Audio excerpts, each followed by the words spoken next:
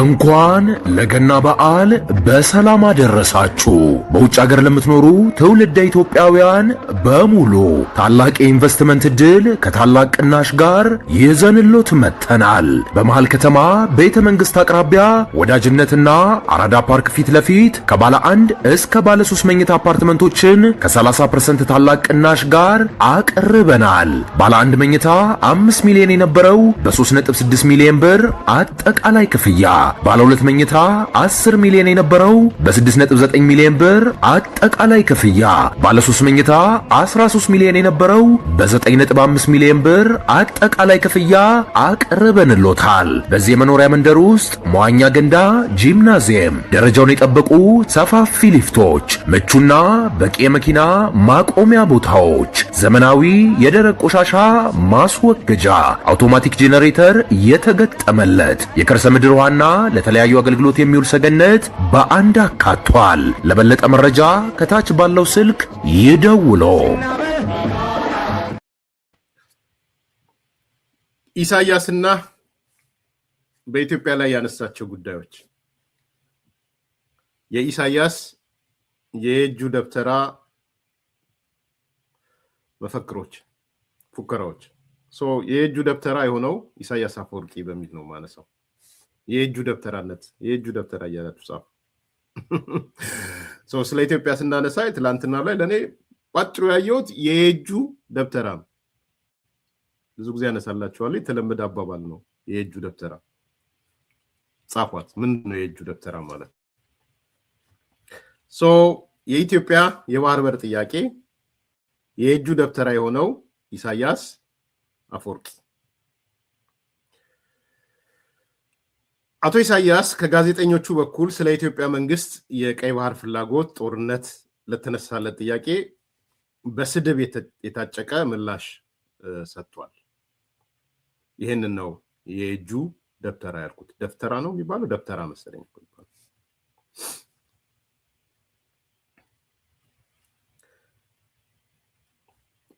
ትንሽ የገረመኝን ነገር ላንሳላችሁ እዚህ ጋር ከቤተሰቤም ከማታ ስናወራ ነበረና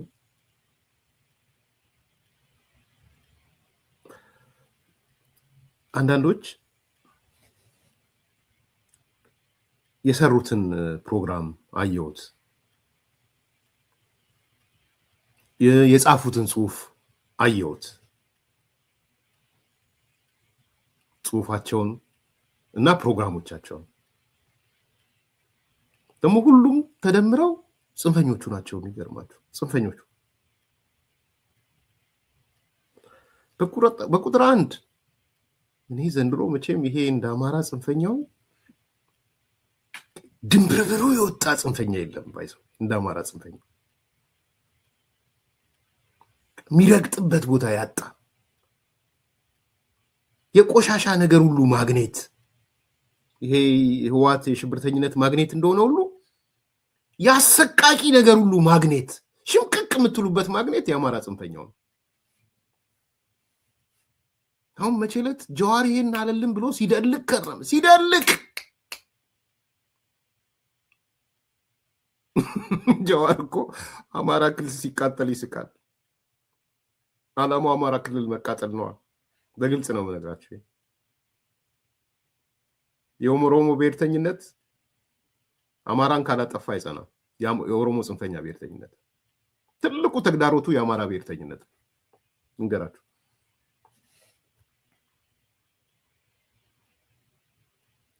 የአማራ ክልል እድሜ ልኩን በቀውስ ውስጥ ቢኖር ደስታቸው ነው። እድሜ ልኩን ተሰባብሮ ቢወድቅ እነሱ ቀና ይላሉ። የኦሮሞ ጽንፈኞች ቀና ይላሉ። የትግራይ ጽንፈኞች ደግሞ የበለጠ ቀና ይላሉ። ቢያንስ የኦሮሞ ዳር ድንበር የተወሰነ ነው ያለው። የትግራይ ጽንፈኛው አማራው ስብርብሩ ከወጣለት ታርጌቱን መታ። በነገራችን ሰተት ብሎ የፈለገውን ነው የሚወስደው። ሰተት ብሎ ሁሉም ጀዋር የአማራውን ተፋኖ እውቅና ሰጠ፣ የአማራ ትግሉን እንትን አለ ጀዋር መሐመድ ምናምን በቃ አጀንዳቸው በሙሉ ጀግና ሆነ ጀዋር። በኋላ ስንሰማ ለካ ከፋኖም ውስጥ ትዕዛዝ ይቀበላሉ ከጀዋር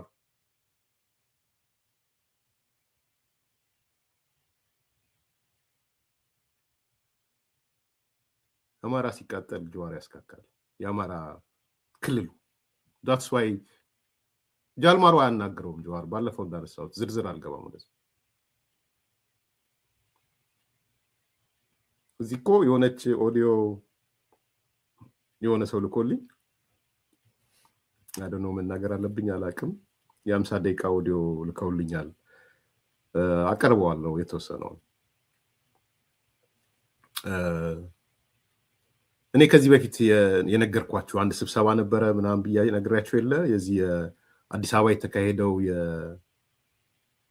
የኦርቶዶክስ ያ በጣም አብረቅራቂ እንትን ርድብን አድርጓቸው ድጋሚ ተሰብስበው ነበር ብያቸዋለሁ። የደረሰ መረጃ ብዬ ነግሬያችሁ ነበር።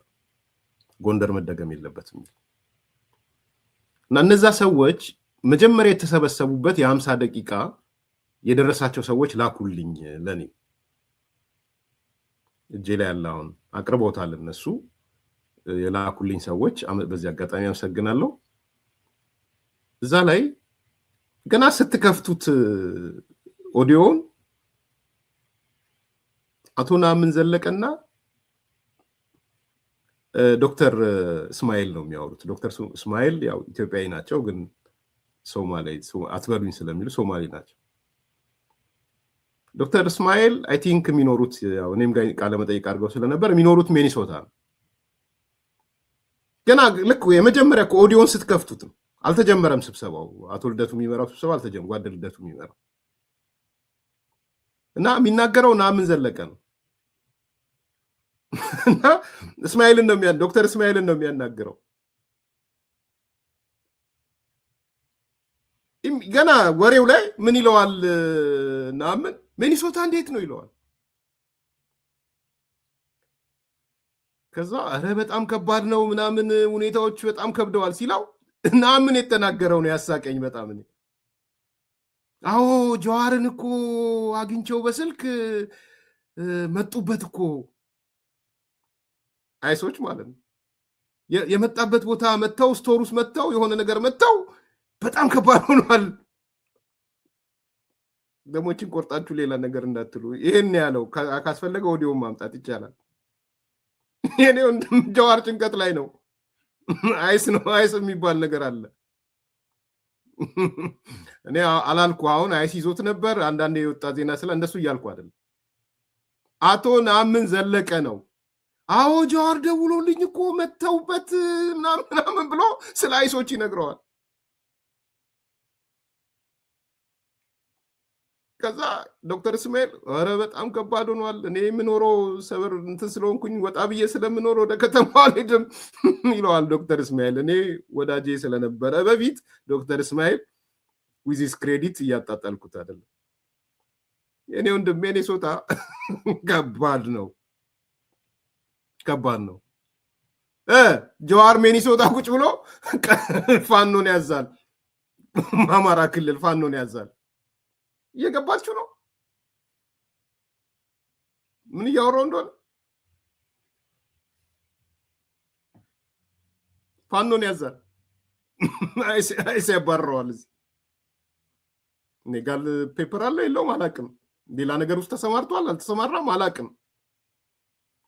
እንትኑን ኮምፔር እንድታደርጉ ነው ማለት የጄኒን የሆነ ዲስከሽን ስለነበር አቶ ነአምን አዎ ጀዋር ጋር ደውዬለት በጣም ከብዷል፣ የተቀመጠበት መተውበት ነበር ምናምን ሲል ቀልድ አይደለም። አንተን ግን እዛ ጀግና ፋኖ አማራ ክልልን ተቆጣጠረ ይልሃል። መግቢያ አጥቷል። እና ምንድነው ያዘንኩበትን ነገር ልንገራችሁ። አንዳንድ ሰዎች የኢሳያስ አፈወርቂ ቃለ መጠይቅ እና የእጁ ደብተራ የሆነበት ነገር ስድቡን እንደ ትልቅ ርዕስ አድርገው ማለት ነው። የአማራ ጽንፈኛው በአብዛኛው የትግራይ ጽንፈኛው እነዚህ አዳዲሶቹ ድመቶች እና የዚህ የኢሳያስ ተላላኪዎች የአንዲ ልጆች ርዕስ እንዲህ አለ እንዲያ ፈሪ አላቸው፣ ስግብግብ አላቸው። ምን ነበር አራቱ ቃላቶች? አራት ኮድ አለኛል አስታውሱኝ። ፈሪ፣ ስግብግብ፣ ሰነፍ፣ የከሰረ፣ ስስታም፣ ከዛም ይጨምራል ከሃዲ፣ ጦረኛ አላቸው አለው። አቀመሳቸው፣ ኢሳያስ አቀመሳቸው ይላሉ።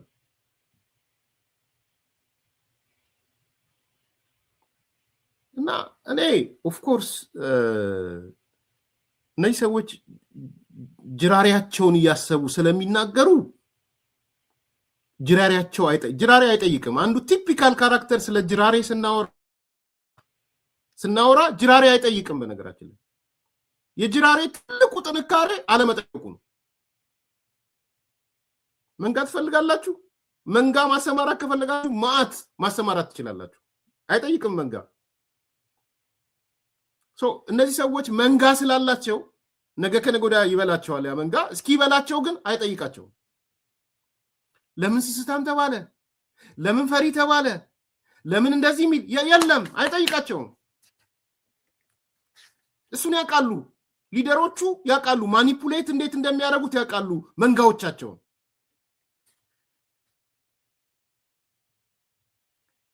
እና ኢሳያስ ሰነፍ አለ፣ ኢሳያስ የከሰረ አለ፣ አቀመሳቸው። ኢሳያስ ብልጽግናን አቀመሰው፣ ኢሳያስ አብይን አቀመሰው። ስስታም ብሎ ፈሪ ብሎ አይጠይቁ። ቢኮስ ጅራሬ አይጠይቅም።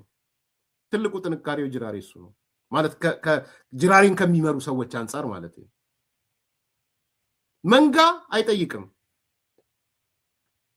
ስለዚህ ትናንት ማታ ሳያቸው ባቀመሰ ውስጥ በቃ እንትን ይላሉ፣ ይዋኛሉ። አንደኛው ረዳት ፕሮፌሰር ርዕሱ ራሱ የዛሬው ይለያል ነው የሚለው። ርዕሱ ራሱ እንትናን ጀዋርን ያመት ጀዋር አማራውን አመነ ያለው ማለት ነው።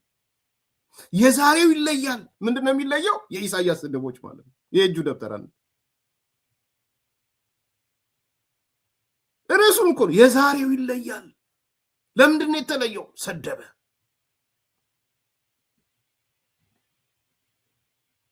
ቅድም ደግሞ የእንትናን ሳያው ነበር፣ የቋቅን ሳያው ነበር። 2019 ቋቅ የአንዲ ልጅ ማለት ነው። የኤርትራው መሪ ኢሳያስ አፈወርቂ አብይ አህመድን ሰነፍ፣ የከሰረ፣ ፈሪ፣ ስስታም አለው። በዝርዝር መለስበታለሁ ይላል የጻፈው ጽሁፍ ላይ።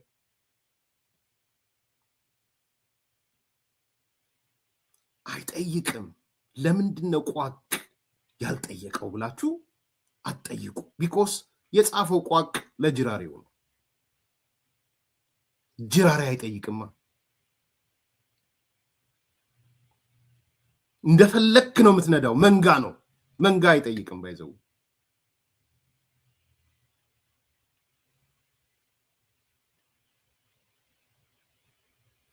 ስለዚህ ኮንቴክስት የሚባል አውድ የሚባል ምናምን የለም። የኔ ወንድም ኮንቴክስት የሚባል ነገር አለ፣ አውድ የሚባል ነገር አለ። ለየትኛው ጥያቄ ነው ይሄ መልስ የተሰጠው የሚባል ነገር አለ። በተለይ ጋዜጠኛነት የምታስቡ ሰዎች ኮንቴክስት ሲሪየስ ነው፣ አውድ ሲሪየስ ነው። ከምን ኮንቴክስት ነው ኢሳያስ ይሄን መልስ የሰጠው? ለየትኛው ጥያቄ ነው ኢሳያስ ይሄን መልስ የሰጠው? መሰረቱ እሱ ነው። አንዳንዶች አይቻለው ማታ በጣም እንትን ሆነው የሰሩ አንተነህ ስስታም አንተነህ ምናምን የሚል አይቻለው። ልክ ነው። ያኛውም ዳይሬክሽን ልክ አይደለም እያልኩ አይደለም። ልክ ነው የሰሩት። እነደሱን አይቼዋለሁ ማታ። አይ ቲንክ ያየሁት እሱን ነው መሀል ሜዳ። ኮንቴክስት ልክ ነው። እንትኑ የስስታም አንተነህ፣ አዎ ስስታም እሱ ነው። እንትን እሱ ነው። ልክ ነው። ግን አውዱ ምንድን ነው? እኔ አንደርስታንድ ያደረኩት ኮንቴክስቱ ኢሳያስ የተጠየቀውን ጥያቄ ነው መጀመሪያ ማየት። ከጋዜጠኞቹ የቀረበለት ጥያቄ ነው ሁሉንም ስዕል የሚሰጣችሁ።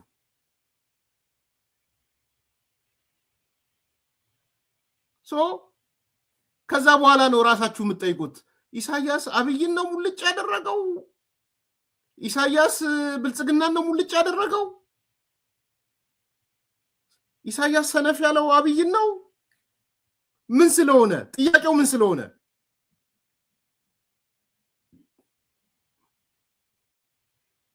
አያችሁ፣ ኮንቴክስቱ ማየት የጥያቄው መሰረት ማየት ያስፈልጋል። ለዚያው የእጁ ደብተራ ያልኩት ማለት ነው። ቅኔው ከበደው ለኢሳያስ። ቅኔው ሲከብደው ቀረርቶን ይዞ መጣ። ቀረርቶን ነው ያሰማው። ቅኔው ምንድን ነው? እኔ እነግራችኋለሁ በደንብ። ቅኔው ከባድ ነው። ከቁጥጥሩ ውጪ የሆነ ቅኔ ነው ያለው። መፍታት የማይችለው ቅኔ፣ በዚህ እድሜው ደግሞ አይችልም ያን ቅኔ መፍታት ኢሳያስ።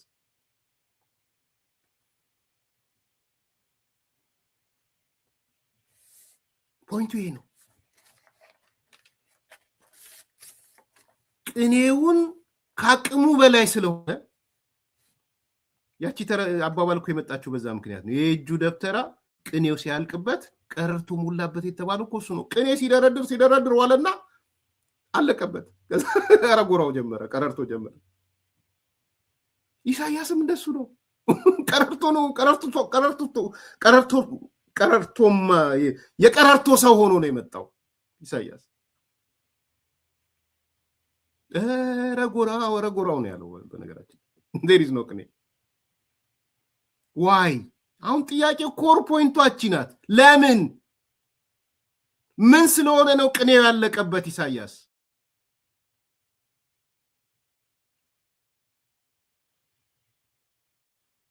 የቷ ጥያቄ ናት ቀረርቷም ያደረገው?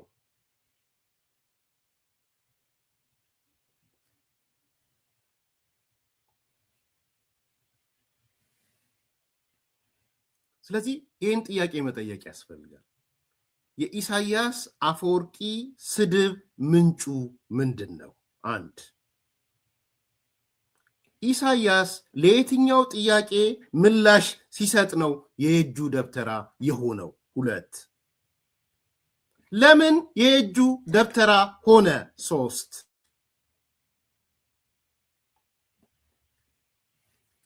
እኔ እነግራችኋለሁ። አሳጥር። ምክንያት አንድ፣ ቀረርቶም ባለቀረርቶ የሆነው ኢሳያስ ከራሱ አንደበት ነው የሚነግራችሁ። በነገራችን አይደብቅም። ኢሳያስ ምን አለ? አሁን ያለው መንግስት፣ የኢትዮጵያ መንግስት፣ ስልጣን ላይ ያለው መንግስት ከዚህ በፊት ከነበሩት መንግስቶች የተለየ ጥያቄ ጠየቀኝ። ያ ነው ቁጥር አንድ፣ እሱ ነው። እውነት ነው ደግሞ እሱ። ኢሳያስ መንግስት ከሆነ ጀምሮ በኢትዮጵያ ከመጡት መንግስታት ቢያንስ በስልጣን ደረጃ በጠቅላይ ሚኒስትር ደረጃ ቢያንስ 3 ጠቅላይ ሚኒስትር አይተናል፣ ወይ 4 ጠቅላይ ሚኒስትር አይተናል፣ ሽግግር ጊዜውን ጨምረን። በኢትዮጵያ ደረጃ ካሉት ከሽግግሩን ጨምሮ ከነበሩት 4 ጠቅላይ ሚኒስትሮች 3ቱ አንድ አይነት ነበሩ፣ ወይም 3ኛውን ልንተው እንችላለን፣ ያ ሁለተኛው ሌጋሲ ነኝ ስላለ። 4ኛው ግን የተለየ ጥያቄ ጠየቀው። ኢሳያስ ከአንደበቱ የሰማችሁት እሱን ነው። አሁን የመጣው መንግስት ይለያል አላችሁ። አዎ ይለያል፣ ጓድ ኢሳያስ ይለያል። አለቀ ደቀቀ ምናምን ብለህ የተኛህበትን ጥያቄ ከተኛህበት ቀሰቀሰ። ቢያውን በርጅና በ80 ዓመት እረፍት ነፈገ። እውነት ነው። አቶ ታምራት ላይ እኔ በነበረ ጊዜ ጠቅላይ ሚኒስትር አልተጠየቀም፣ እንደውም ተሰጠ። አቶ መለስ በነበረ ሰዓት እውነትን ነው፣ እንደውም ዘበኛ ተኮኖ ያን ጥያቄ ያነሳ የኢትዮጵያ ጠላት ነው፣ የቀድሞ ስርዓት ናፋቂ ነው ምናምን ተብሎ ተሰደደ። አቶ ኃይለማርያም በነበረ ሰዓት የአቶ መለስ ሌጋሲ አስጠባቂ ነኝ ተባለ። አሁን ያለው መሪስ በስተርጅና መጣበት። ቆሰህ በስተርጅና ይነሳል ያልተባለ ተዳፍኖ ይቆያል የተባለ ተቀብሯል የተባለውን ጥያቄ ከቀብር ውስጥ ፈንቅሎ አወጣው። ይሄ እውነት ነው። ጠቅላይ ሚኒስትሩን የመውደድ የመጥላት ብልጽግናን የመውደድ የመጥላት አይደለም። ይሄ እውነተኛ ስለሆነ ነው። ደረታችንን ነፍተን የምናናገረው እውነት ነው። ልክ ነህ ኢሳያስ። በጠቅላይ ሚኒስትር ታምራት ላይኔ ጊዜ ተደላድለሃል፣ ፕሬዚዳንቱ መለስ ስለነበረ። በጠቅላይ ሚኒስትር መለስ ዜናዊ ጊዜ ተደላድለሃል፣ መለስ ስለነበረ። በጠቅላይ ሚኒስትር ኃይለማርያም ደሳለኝ ወቅት ብዙ ኮምፎርት ከድሎት አልወጣም። ኮምፎርት ዞን ተጠብቆ ነበር። አቶ ኃይለማርያም የአቶ መለስ ሌጋሲ አስጠባቂ ስለሆነ። ዛሬስ በስተርጅና መጣና ናላህን አዞረህ። ናላህን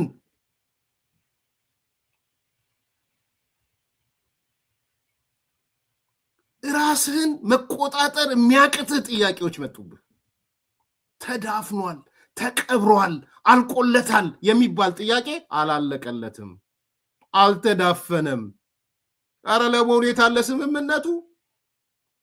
ኤርትራ የሄደችበት ወረቀቱ እንዳኩልኝ፣ አሰብ የሄደበት ወረቀት ይላክልኝ፣ ፈልጌ መሳቢያ ውስጥ አጣሁት፣ ወዳጆቼን ጠይቄ አጣሁት፣ እንደ ሀገር አለሽ ወይ የሚል መሪ መጣ። ልክ ነው ልክ አይደለም ሌላ ጉዳይ ነው። ለአንተ ግን ራስ ምታት ነው። ኢስ ሄዴክ እስከምን ሊካሄድ እንደሚችል ያሁን ያለው መሪ እውቅና እስከ መንፈግ ሊሄድ እንደሚችል ገባህ። ይሄዳል አይሄድም ሌላ ጉዳይ ነው። ማድረግ ያለበትን እስካላደረክ ድረስ ግን የለኝም ወረቀት ራሱ የለኝም። እኔ ኤርትራ ሀገር የሆነችበት ወረቀት የፓርላማ ውሳኔ ይሁን የሚኒስትሮች ምክር ቤት ይሁን ፈልግ ያጣሁት አለህ። ሄዴክ ታዲያ ለዚህ ጥያቄ ለማኝ ብትል፣ ለዚህ ጥያቄ ስስታም ብትል፣ ለዚህ ጥያቄ ምንድነው ፈሪ ብትል ያንስብሃል? ያንስብሃል? አዎ የማያስተኛ የብብት ውስጥ ቁስል ሆነብህ። የብብት ውስጥ ቁስል ከባድ ነው በጣም። የብብት ውስጥ ቁስል ወይም ምንድነው የሚሉት ሐኪሞች በጣም ከባዱን፣ አንደኛ እድሜ ሬዚስት አታደርገውም በዚህ እድሜ። ሁለተኛ አስቡት እስቲ እናንተ አልቋል፣ ደቋል፣ ሁሉ ነገር መቃብር ወርዷል ብላችሁ ያሰባችሁት ነገር መቃብሩን ፈንቅሎ ሲወጣ አስቡት ምን ሊፈጠር እንደሚችል። መቃብር የመፈንቀል ጉዳይ እኮ ነው። የጭን ቁስል ቴንክ ዩ ሶሪ መሰረት ቴንክ ዩ በጣም ነው የምወዳችሁ። በዚህ አጋጣሚ እንዴት እንደምታግዙኝ። የጭን ቁስል ሆነበት። ታዲያ መጥቶ ኢሳያስ ሰነፍ፣ ስስታም፣ ፈሪ፣ የከሰረ ካዲ ቢል ያንስበታል። ኮንቴክስት ማለት ይሄ ነው። አያችሁ፣ ይሄ እጁ ደብተራ ማለት ይሄ። እንዴት ብሎ ይመልስ? አዎ ወረቀት አለ እንዳይል አምጣ ወረቀት እየተባለ ነው። አገር የሆንክበትን ወረቀት አምጣ። ሌላ ወለም ዘለም የለም። አሰብን የወሰድክበት ነገር አምጣ። የኢትዮጵያ ጀነራሎች መጥተው አምጣ እያሉ ነው። አሁን የት ይግባ? ይህን ጥያቄ መለስ አልጠየቀም። ታምራት ላይኔ አልጠየቀም። አቶ ኃይለማርያም አልጠየቁም። በወቅቱ ኤታማዦር ሹም ጻድቃን አልጠየቀም። ኢታማዦር ሹም ሳሞራ አልጠየቀም። ኢታማዦር ሹም ሳራ አልጠየቀም። ከዘገዩ በኋላ ጠይቀዋል ጻድቃን ቢያንስ። አሁን ያለው ኢታማዦር ሹም ግን በባሌም በቦሌም አለ። በባሌም በቦሌም አለ።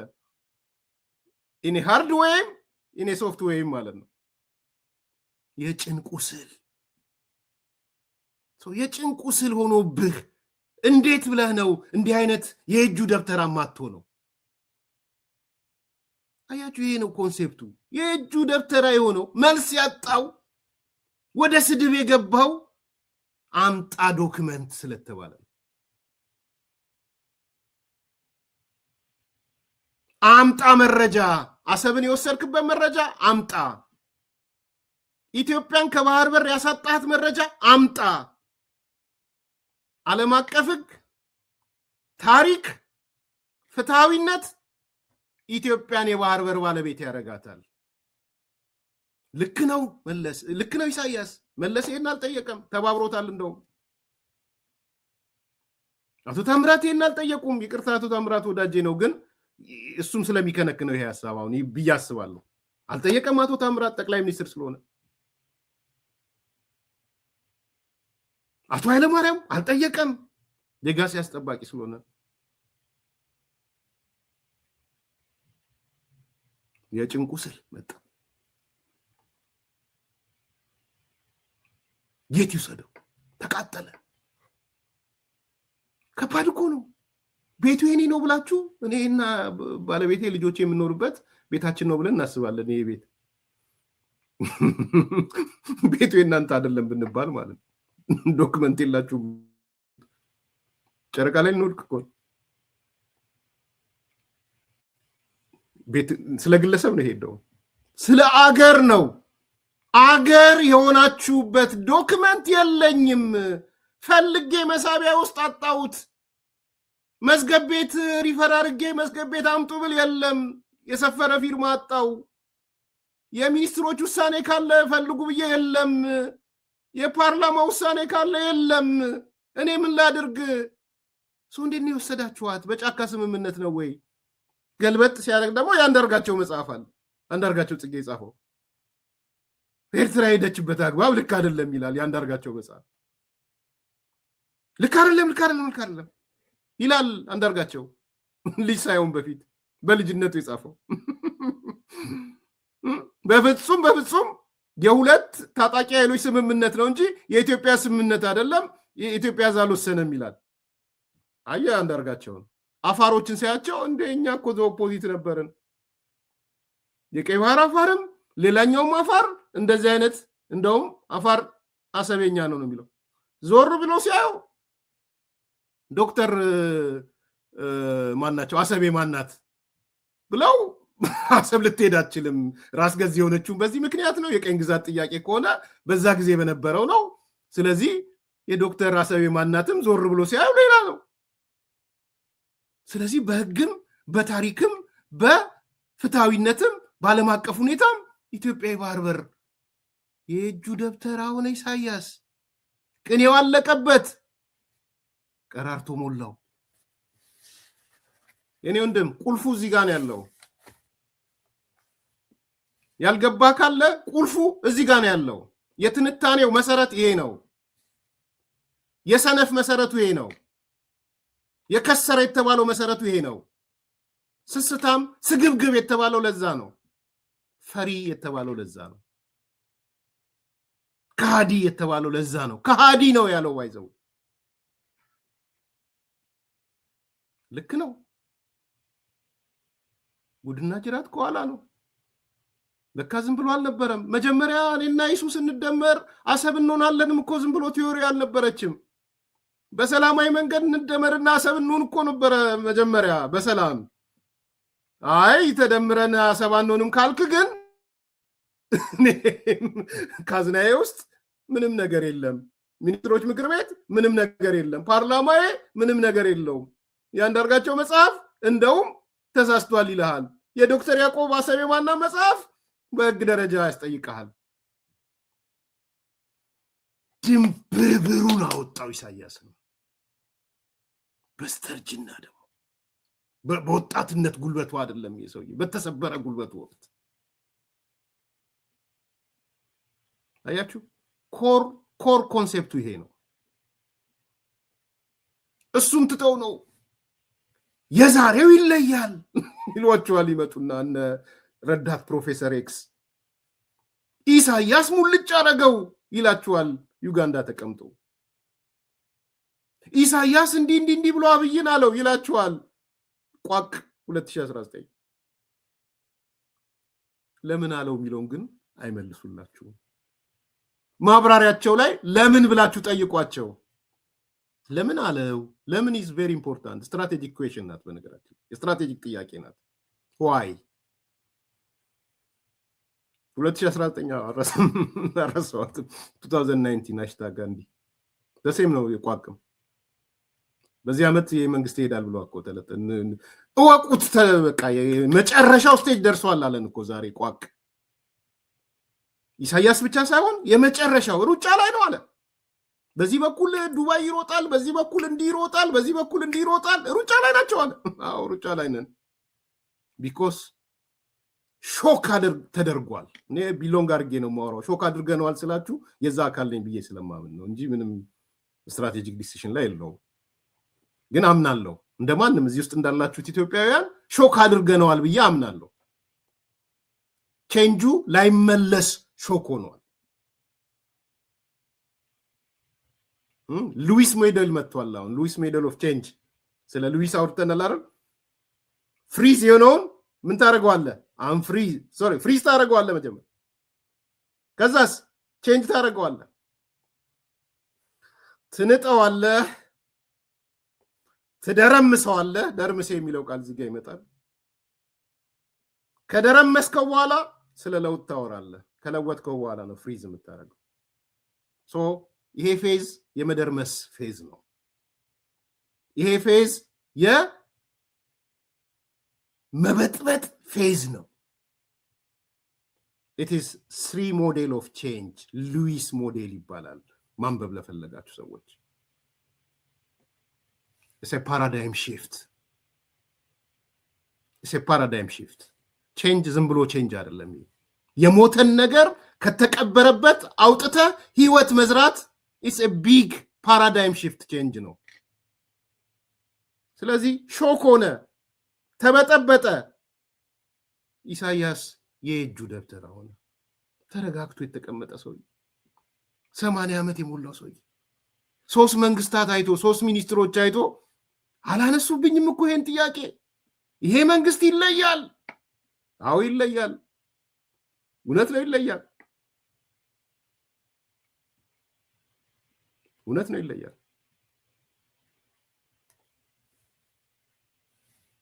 ስለዚህ ሰነፍ፣ የከሰረ፣ ስስታም፣ ስግብግብ፣ ፈሪ፣ ካዲ የሚለው ቃል የተሳሰረው ከባህር በር ጋር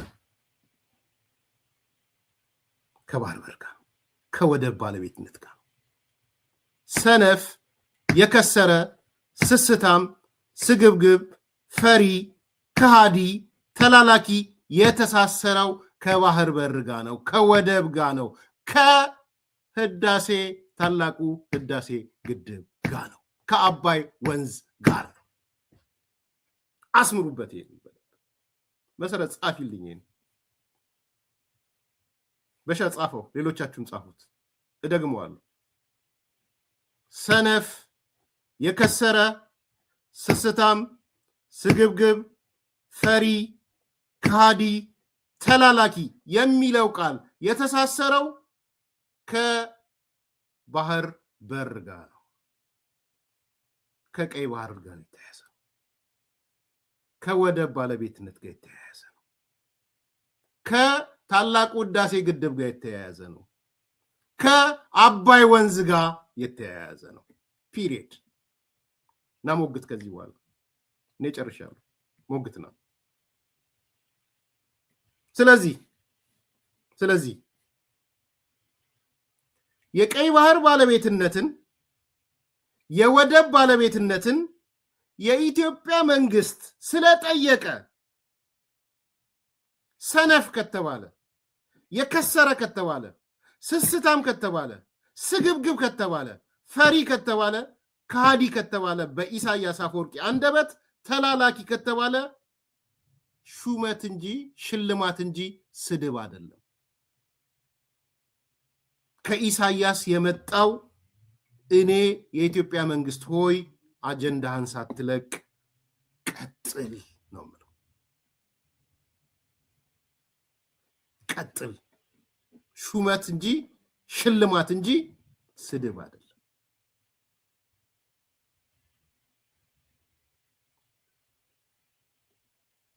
የአባይ ወንዝ ፍትሃዊ ተጠቃሚነት የኢትዮጵያ መንግስት በማንሳቱ በኢሳያስ አፈወርቂ ሰነፍ ከተባለ የከሰረ ከተባለ ስስታም ከተባለ ፈሪ ከተባለ ከሃዲ ከተባለ ጦረኛ ከተባለ ተላላኪ ከተባለ የኢትዮጵያ መንግስት ስራህን እየሰራህ ነው ግፋበት ማለት ነው ያነሳው የታላቁ ህዳሴ ግድብ ስለሆነ ያነሳው የአባይ ወንዝን የመጠቀም ፍትሃዊ መብት ስለሆነ ማለት እንደዛ ነው ካልኩሌሽኑ ጋዜጠኞቹ የጠየቁትን አስቡና ኢሳያስ የመለሰውን አስቡ ከምን ጋር ተያይዞ ነው የተነሳው ታዲያ የግለሰብ ካራክተር ነው የተነሳው አይደለም እኮ ሂዱና የጋዜጠኛውን ጥያቄ ስሙ መልሱን ስሙ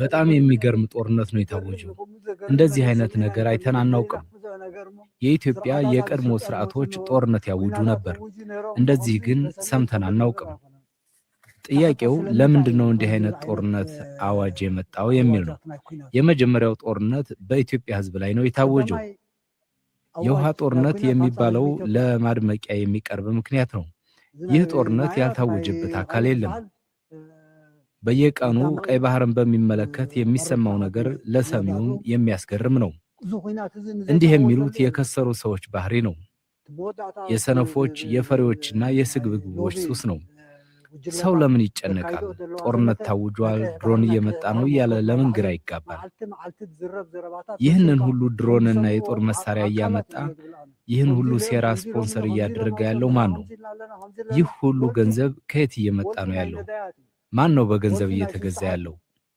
ይህ ጨዋታ የብልጽግና ነው አይደለም የሚባል ሳይሆን በአጠቃላይ የብልጽግና አጀንዳ አይደለም የገንዘብ ሰጪዎቹ አጀንዳ ነው ይህንን በገንዘብ እየደገፉ ያሉት ሰዎች በሱዳን ካለው ቀውስ ጋር ለይተው አይደለም ይህ ብልጽግና በለው የሰነፎች የስግብግቦችና የካህዲዎች ቡድን ተግባር ነው ይህ የካህዲዎች ቡድን ከዚህም ከዚያም በሚቀርመው ገንዘብ እየኖረ በእኛ ላይ ጦርነት ያውጃል ብለን መጨነቅ አለብን ጦርነት ሊጀመር ነው መቼ ነው የሚጀምረው በየት በኩል ነው የሚጀምሩት በደንብ ስሙት ይሄ ዘገባ የቢቢሲ ዘገባ ነው ቢቢሲ ያው አመሰግናለሁ ክሬዲት ሰጣለሁ ግን እኔ ከምናገረው ከቢቢሲ ስሙት ብዬ ነው የድምጹ የቢቢሲ ዜና ነው ብለን መጨነቅ የለብንም በፋኖ በኩል ነው የሚጀምሩት በኢትዮጵያ ላይ የጀመሩትን ጦርነት ከጨረሱ በኋላ ነው የሚመጡት በሳምረ በኩል ነው የሚመጡት በትግራይ በኩል ነው የሚመጡት በየትኛው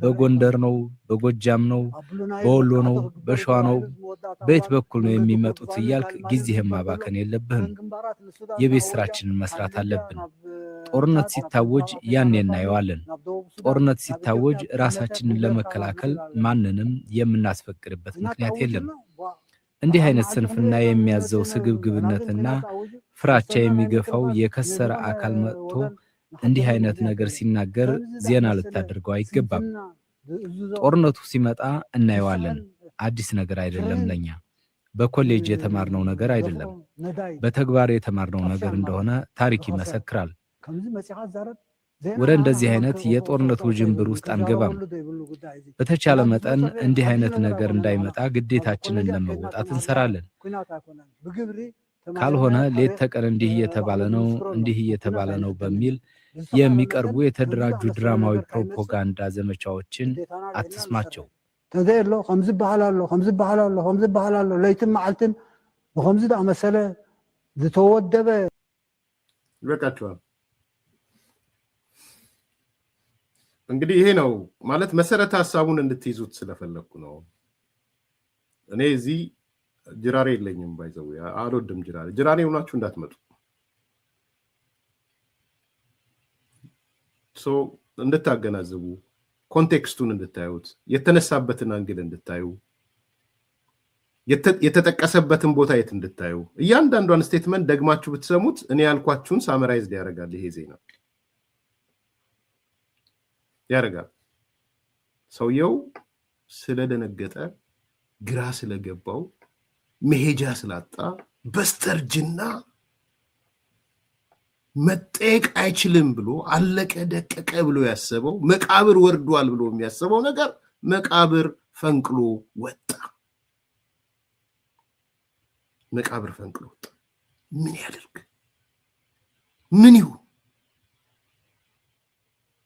ሰውየው አይቻልም ግብጽ ትወደኛለች በማድረጌ ሲል የነበረው ታላቁ የህዳሴ ግድብ ተገነባ፣ አለቀ።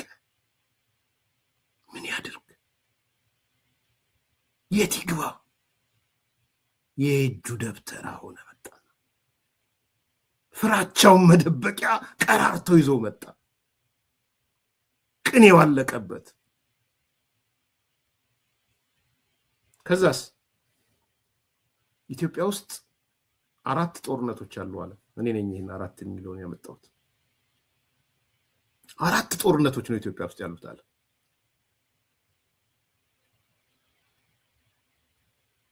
አንደኛው አለ ብልጽግና በኢትዮጵያ ህዝብ ላይ ያወጀው ጦርነት አለ። እቺ ጋር በደንብ ስሙ። በነገራችን ላይ አንዷ ስር ኮር ፖይንት አሁንም ማነሳት ናት።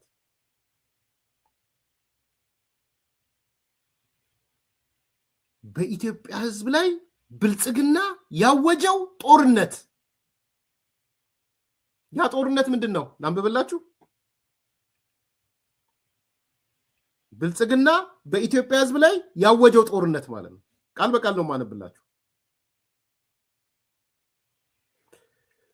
የብልጽግና የቀይ ባህር ፍላጎት በኢትዮጵያ ህዝብ ላይ የታወጀ ጦርነት ነው።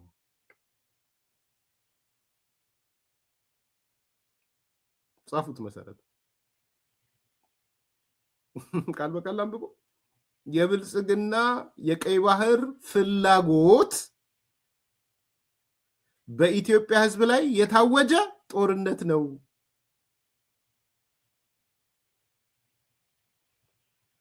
አሁን ያንዲ ልጆች እንደው ኢትዮጵያ የምትሉ የት ነው የምትገቡት? አልተሸማቀቃችሁ?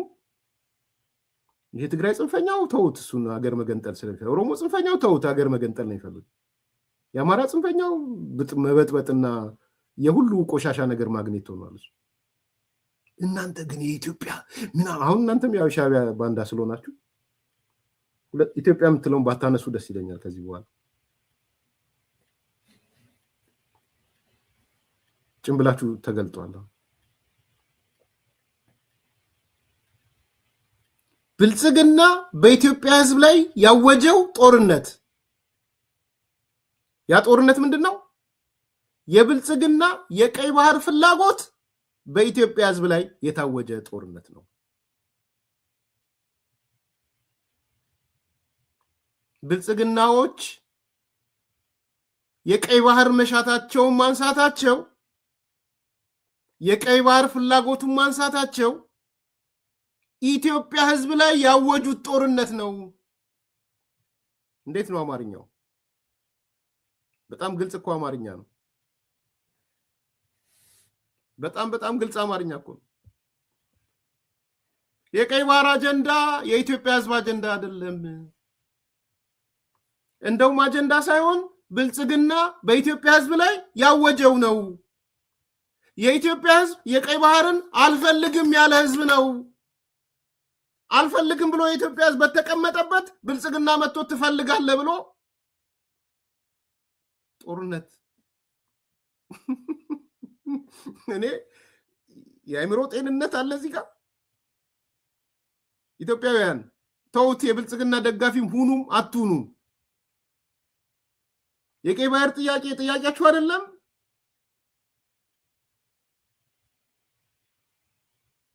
የኢትዮጵያ ፍላጎት አይደለም የቀይ ባህር። የእስክንድር ነጋ ልጆች ናችሁ። እኔ እንኳን አይደለሁም፣ አሁን ድሮ ነበርኩ፣ አሁን አይደለሁም፣ ተፋትቻለሁ። አሁን ደግሞ የመጨረሻ ፍሬበታለሁ በእስክንድር የመጨረሻ። የምሬን ነው። ትላንትና እንደ ዝግንን ያለኝ ኦዲዮን ከሰማው በኋላ በተለይ እስክንድር በዚህ ደረጃ ጉድጓድ ለጉድጓድ ይሄዳል ብዬ አስቤ አላቅም። ከሌ እንደዚህ ነው ምናምን እንደዚህ የማይድን በሽታ ምናምን ደግሞ ሌላው ላይ አይቀበለው ሌላው ጎሽ ጎሽ ላይ ነው ወይ እስክንድር? በጣም ነው ያዘንኩት፣ በጣም ነው ያፈርኩት፣ በጣም ነው ያዘንኩት።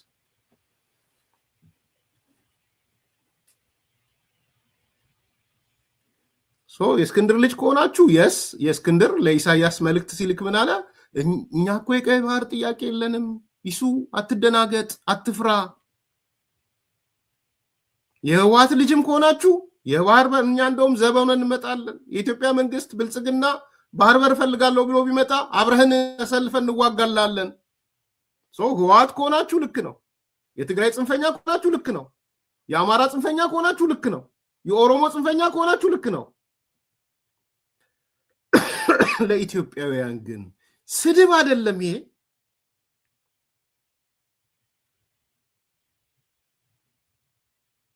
የኢትዮጵያ ህዝብ የባህር በር ፍላጎት የለውም ብሎ ኢሳያስ ሲናገር ሰደበው፣ ሰነፋለው ምናምን ብለህ ትወጣለህ። አታፍርም?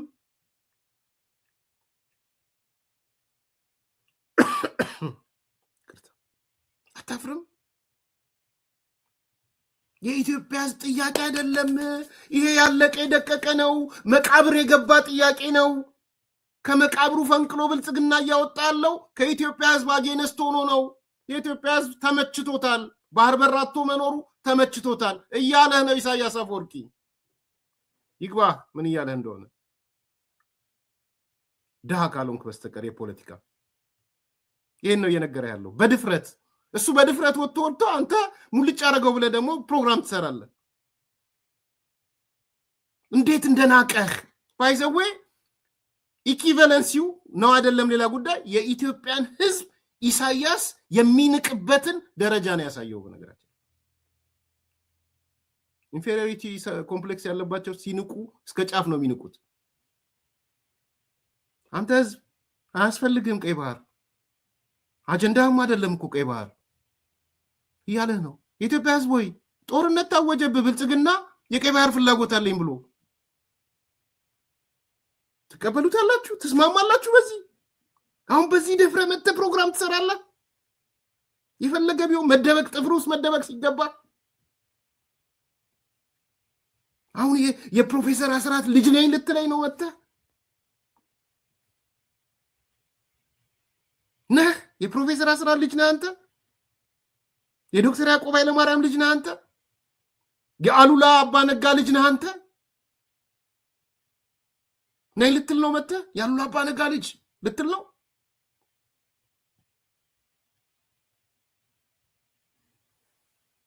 የፕሮፌሰር አስራት ልጅ ብርጋዴር ጀነራል ተሾመ ገመቹ እንገራችሁ በድፍረት ብርጋዴር ጀነራል ተሾመ ገመቹ ነው የፕሮፌሰር አስራት ልጅ። ከዚህ አንፃር የአሉላ አባነጋ ልጅ ብርጋዴር ጀነራል ተሾመ ገመቹ ነው። የአሉላ አባነጋ ልጅ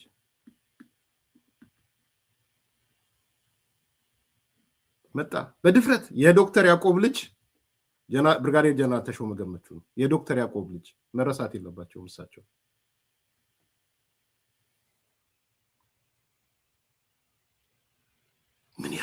ምን ያህል ኢሳያስ የፍራቸው መጠን የኢትዮጵያ ህዝብ የቀይ ባህር ጥያቄ የለውም፣ ብልጽግና የቀይ ባህር ጥያቄ የጦርነት ጥያቄ አድርጎበታል።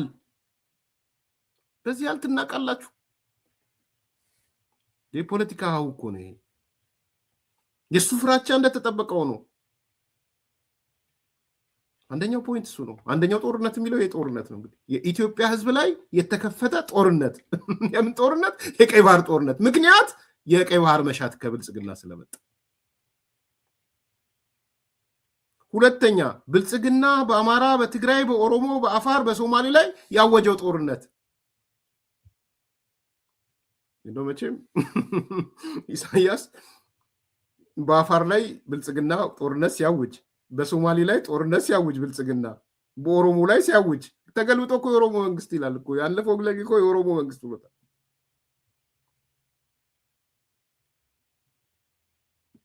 እንግዲህ ለተወው አማራና ትግራይ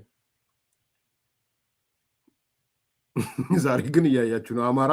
የአማራ ታጣቂ ጽንፈኛ ተንዶ ምን እየሆነ እንደያያ ትግራዩ ጽንፈኛ ለብቻው ተሰብስቦ በቁጥር ምን እየሆነ እንደሆነ እያያችሁት ነው።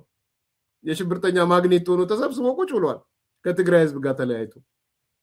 የትግራይ የሚባለውም ያ የሽብር ማግኔቱ ቁጭ ያለው ለብቻው። ግን ለኢሳያስ አያችሁ ውክልና ጦርነት ለሱ በአማራ ነው የሚካሄደው፣ በወልቃይት ነው የሚካሄደው። ከአማራ ጋር ተዋግቶ ነው ቀጥሎ ወደኔ የሚመጣው። ቢኮዝ ኢሳያስ የውክልና ጦርነት ነው የሚያዋጣው። ከዚህ በኋላ አማራ ሰዶ በአማራ በኩል ሰዶ፣ በትግራይ በኩል ሰዶ፣ በኦሮሞ በኩል ሰዶ እሷን ነው የሚያስበው። ህልሙ እሱ ነው እና አልፎ ነው የሚመጣው። እኔ ጋር አማራውን አልፎ ህዋትን አልፎ ኦሮሞን አልፎ የሚላችሁ እነዚህ ላይም ይኸውላችሁ ጦርነት አለ የሚል ስሜት ለመፍጠር ነው። ሁለተኛ ሶስተኛው የናይል ጦርነት አለ። የናይል ጦርነት ሲል ምን እያለ እንደሆነ ግብፅ ወይ ነይ ያላት እኮ ነው። ኢቭን አባይ አላለም። የናይል ጦርነት ነው ያለው። ሶስተኛው ጦርነት ግብፅ ወይ ነይ ናይል ተብሎልሻል። ናይል አይደለም እኛ የምንለው አባይ ነው የምንለው። የምናወራውም ስለ አባይ ኢትዮጵያ ውስጥ ስላለው አባይ ነው የምናወራው። ታላቁ ህዳሴ ግድብ የአባይ መሰረቱ ነው። ከአባይ የተቀዳ ነው፣ ከናይል አይደለም የተቀዳ። ስለዚህ ግብፅን ጎትቶ ማምጣት አለበት። ጎትቶ ሊመጣ የናይል ጦርነት እንጂ የውሃ የሚባለው ጦርነት የለም። የናይል ጦርነት ነው ያለው አላቸው። ናይል መጣቸው። ሶስተኛው እሱ ነው። አራተኛ የውክልና ጦርነት አለ። ከዛ በኋላ በጣም እኮ የሚያስቅ ነው። የውክልና ጦርነቱ ነው የኤሜሬት ነው። የኢትዮጵያ ህዝብ ሆይ እዚህ ላይ የለህበትም። ጃዋር መሐመድ ደህና ሰነበትክ? ከአንተ ተቀብሎልሃል። አንተ ነግሮህ ነበረ። አሁን ደግሞ በቂ አልነበረም በአንተ ማስተጋባት። ስለዚህ ራሱ መጣ። አየህ ጃዋር ዝም ብለን አልነበረም እንደነገርንህ። አንድ አይነት ናችሁ ያልን ለዛ ነው። የውክልና ጦርነት ነው። የባህር በር ጥያቄ የኤሚሬቶች የውክልና ጦርነት ነው አለን። መጣ የውክልና አደረገው። ከዛ በኋላ ኢትዮጵያኖች ኖ የባህር በር ፍላጎት የላቸው። ማን ነው? ኤሚሬት። አራት አይነት ጦርነት ኢትዮጵያ ውስጥ አለ። አራት ብልጽግና አራት የጦርነት ግንባር ከፍቷል ኢትዮጵያ ውስጥ በኢትዮጵያ ህዝብ ላይ በአጠቃላይ። ይሄ ደግሞ መሰረቱ ባህር በር በማለቱ በኦሮሞ ህዝብ ላይ፣ በአማራ ህዝብ ላይ፣ በትግራይ ህዝብ ላይ፣ በአፋር ህዝብ ላይ፣ በሶማሌ ህዝብ ላይ አይሮኖ አፋርና ሶማሌ ጦርነት አውጀዋል። ሁለት። ሶስተኛው ደግሞ የናይል ጦርነት ነው አለ። ግብፅ ወይ ነይ እንዴ ጦርነት እኮ ተከፍቶብሻል፣ ነይ አለሽ አይደል? የምትሰሪው ነገር ልክ ነው፣ ናይል ጦርነት ስለሆነ። መጨረሻ ደግሞ የውክልና ነው። የማን? የኤሚሬት። አራት አይነት ጦርነት መጥቷል። ያሳዝናል በጣም። መጨረሻ ላይ ግን በጣም የሚያስቀው መዝጊያ እኔም ዘግቼ እንደሄድ ይሄን ሁሉ ተናገረና ጋዜጠኞቹን አስጠነቀቃቸው። ከዛ በኋላ ሚዲያዎቹን አስጠነቀቃቸው። ከዛ በኋላ የሚያስቀው ፓርት እሱ ነው። ይሄን ሁሉ ከተናገረ በኋላ ጋዜጠኞቹ ምን አላቸው? ከዛሬ ጀምሮ ጊዜያችሁን በዚህ ጉዳይ ላይ እንዳታጠፉ አላቸው። ከቀጠለና እንዲህ ያለ ነገር በሚዲያችሁ መጥቀስ የለባችሁም ማለት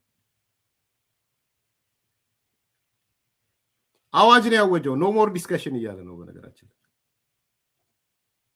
ይገባችኋል? ከዛሬ ጀምሮ በዚህ ጉዳይ ላይ ጊዜያችሁን እንዳታባክኑ፣ እንዲህ ያለ ነገር በሚዲያዎቻችሁ መጥቀስ አቁሙ። የመጨረሻ ትእዛዝ እሱ ነው። እንዳታወሩ ነው ያላቸው። ከተወራስ አሳ ጎርጓሪ ዘንዶ ሊወጣ ነው። አጀንዳ ሊሆን ነው። የሁሉ ሰው መወያያ ሊሆን ነው። ስለዚህ ከዚህ በኋላ የሻዕቢያ ሚዲያዎች ከአጀንዳነት ይቀንሱታል። ይሄን አጀንዳ ቀጥታ ትእዛዝ ነው ያስተላለፈው። ጊዜያችሁን በዚህ ጉዳይ ላይ እንዳታጠፉ፣ እንዲህ ያለ ነገር በሚዲያችሁ እንዳትጠቅሱ፣ እንዳታስተናግዱ። ይበቃል ያላቸው በእኔ ይበቃል ነው ያላቸው። ላይክ አድርጉ፣ ሰብስክራይብ አድርጉ፣ ሼር አድርጉ። መልካም ቀን። እንኳን ለገና በዓል በሰላም አደረሳችሁ። በውጭ ሀገር ለምትኖሩ ትውልደ ኢትዮጵያውያን በሙሉ ታላቅ የኢንቨስትመንት ዕድል ከታላቅ ቅናሽ ጋር ይዘንሎት መጥተናል። በመሃል ከተማ ቤተ መንግሥት አቅራቢያ ወዳጅነትና አራዳ ፓርክ ፊት ለፊት ከባለ 1 እስከ ባለ 3 መኝታ አፓርትመንቶችን ከ30% ታላቅ ቅናሽ ጋር አቅርበናል። ባለ 1 መኝታ 5 ሚሊዮን የነበረው በ3.6 ሚሊዮን ብር አጠቃላይ ክፍያ፣ ባለ 2 መኝታ 10 ሚሊዮን የነበረው በ6.9 ሚሊዮን ብር አጠቃላይ ክፍያ፣ ባለ 3 መኝታ 13 ሚሊዮን የነበረው በ9.5 ሚሊዮን ብር አጠቃላይ ክፍያ አቅርበንሎታል። በዚህ የመኖሪያ መንደር ውስጥ መዋኛ ገንዳ፣ ጂምናዚየም፣ ደረጃውን የጠበቁ ሰፋፊ ሊፍቶች፣ ምቹና በቂ የመኪና ማቆሚያ ቦታዎች፣ ዘመናዊ የደረቅ ቆሻሻ ማስወገጃ፣ አውቶማቲክ ጄኔሬተር የተገጠመለት የከርሰ ምድር ውሃና ለተለያዩ አገልግሎት የሚውል ሰገነት በአንድ አካቷል። ለበለጠ መረጃ ከታች ባለው ስልክ ይደውሉ።